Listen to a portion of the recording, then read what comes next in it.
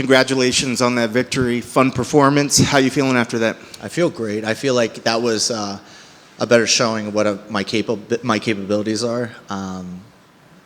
You learn a lot from competition, and I was able to extract, grow, and just bring a better version of myself. And I think that showed tonight, and even getting the finish at the end just kind of shows that I have a bit more to the arsenal than just knockout power. Is that something that you felt like people were questioning the submissions or the finishes, or did you feel that maybe they hadn't seen the perfect version of you yet? And was that something that was weighing on the mind? Yeah, I think it was. I have a lot of people that say, you have a lot of potential, but that doesn't mean anything. I've said that about tons of people that never do anything. So it just really was exciting to, you go through a process of 8 weeks trying to rehearse a fight sequence, and for it to go that well against a guy as tough as Frunza, yep. I think that was pretty cool. What was the game? What was the game plan tonight? Was that about trying to get to the back and secure the finish? Yeah, what we were trying to do is we're trying to draw him out because he has a good counter right, and I was expecting his counter right to kind of show a little bit, and we were kind of working a level 2, which basically means I'm just trying to be on the outside foot, right? So he's going to throw his shots, I'm going to parry, I'm going to re-enter in. He wasn't throwing as much as I wanted him to. He was just throwing more leg kicks. I was able to get the takedowns perfectly timed, control position, land some good damage. The first round when I was going for the submissions, it wasn't there. And luckily my brother had told me, just don't gash your arms out. Doesn't make any sense to go after it. It's kind of like he'll choose when he wants to get finished. And that was at the end of the third round. I could feel like he was gassing out. I'm in good position the entire time, landing heavy damage. Like, I couldn't believe it. I was laughing while I was hitting him because I was like, I can't believe this guy. The fact that I'm just elbowing the shit out of him and he's like completely still in the game. Yep. Yeah. Well, that's got to be one of the things. I know he had great success in CFFC, and then you come to the UFC. The talent level is definitely tough, but he obviously showed the toughness level of fighters that compete in the UFC. Yeah, and he should stay in here too. He is that tough of a guy. Like, there's a lot of people I see on the roster I could do that with.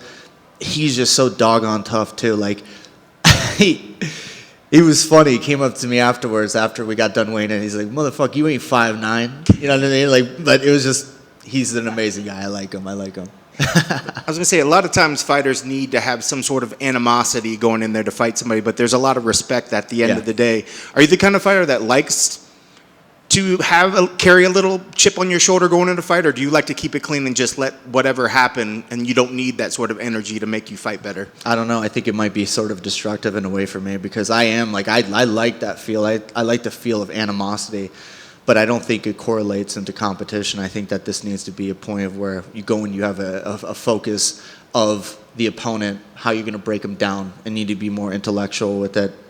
Trust me, I'm an absolute savage. I will come after you no matter what the circumstances are, right? Like, Montreal showed it. Like, whether that performance was good or bad in people's eyes, the one thing that you can prove and say that a lot of people will talk shit, but they won't really go after it. You could see somebody who they really are based on their performances, and I'm about that life. But this just shows a different level of intellect.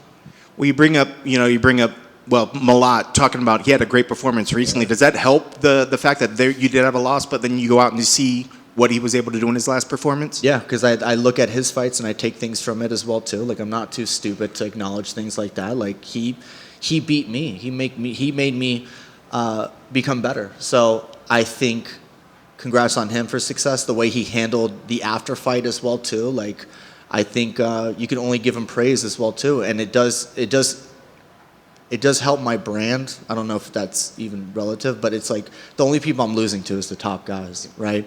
But I haven't fought like this. That's the difference. Yep. I fought in a certain way where I'm trying to take people's heads off, but this just proves that I am at that level. I was going to say, a very dominating performance. Which feels better, the fact that you're back on the win path or the fact that you actually got to show something, a different side that you haven't been able to show so far in the UFC? I think it's showing my supporters that they're right.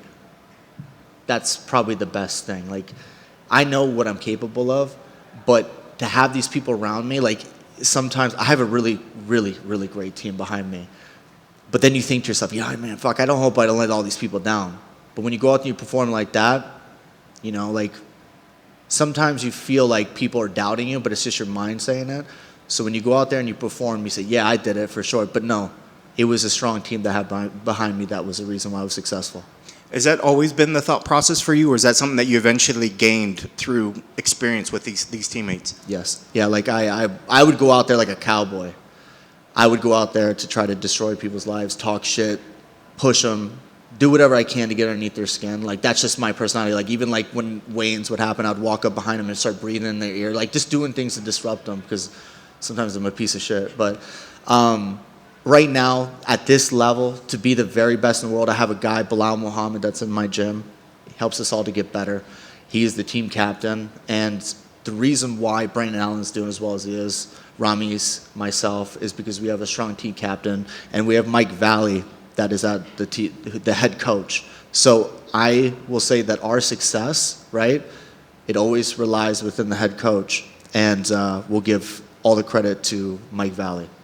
And I love that the fact that you're actually propping up Belal as well. And what's one of the, I guess, maybe a unique thing about him that you've learned from him in training that maybe people on the outside wouldn't understand or wouldn't know or possibly even think that he brings to a fight camp or even just to the training? Man, he's really, when he gets dialed in, it's just a different level. Like, you can sit there after practices and watch him in the cage, you know, he'll sparring rounds, and then after he gets done, I learn all the time from him, even if he doesn't say anything, right? Like, I ask him for tips and such, but you can see him digesting, and people will tell him about things maybe that didn't go well. He'll take 30 to 40 minutes on the side and go into the cage and be able to drill those. And I take that, and I do that, right? Like, because he is the epitome, like his streak that he went on to go and win the championship is unheard of. I think it's one of the greatest streaks in history. So I think for me, it's just that he has so much knowledge and he brings so much intensity. And when you want it, like, fuck, man, you want to be locked in like that. That's how I felt tonight. You never know what's going to happen, right? But I really firmly believe that when I went in there, that this was going to be the result.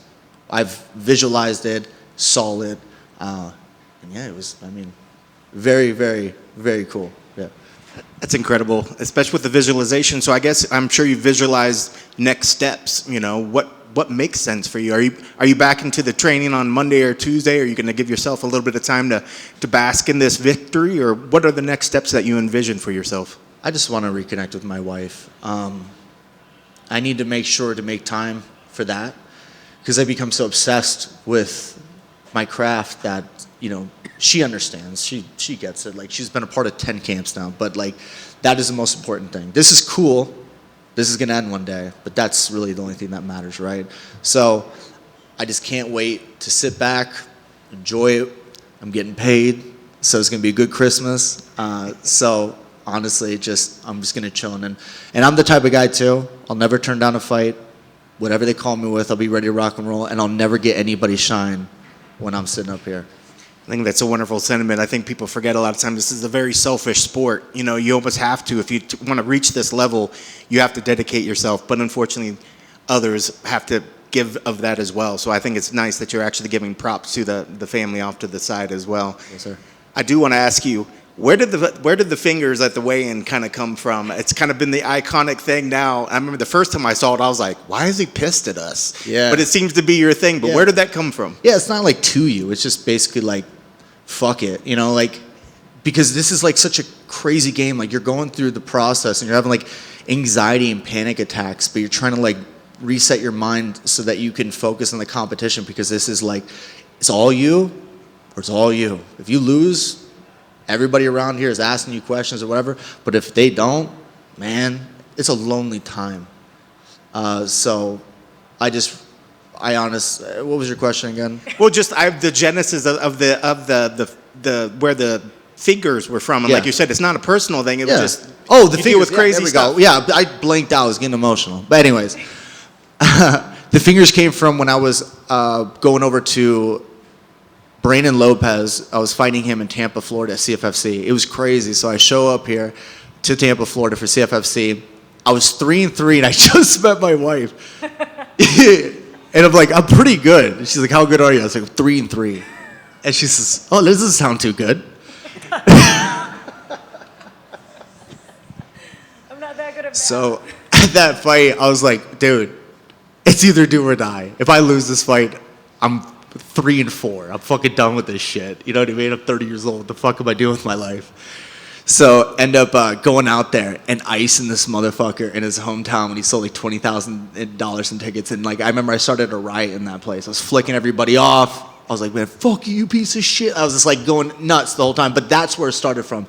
And that was why I think that carried over into the UFC, and I held that ego for a while until the ego finally left after the last competition. And that's why you see this now, is because that had to shed at some point in time, because that no longer needs to be when I'm trying to be the number one guy. Yeah.